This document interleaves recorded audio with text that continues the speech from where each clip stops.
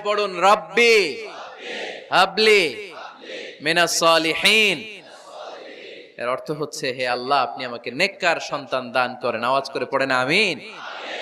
নেককার স্ত্রী, নেককার সন্তান আল্লাহর কাছে চাইতে হয় ভাইয়েরা, না চাইলে পাওয়া যায় না।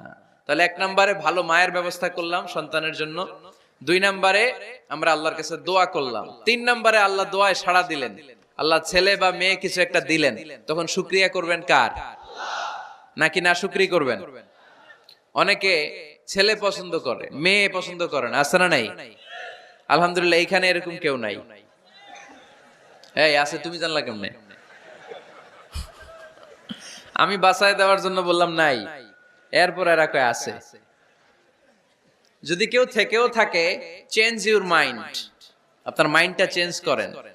ছেলে হোক মেয়ে হোক, শুকরিয়া করবেন কার? কারণ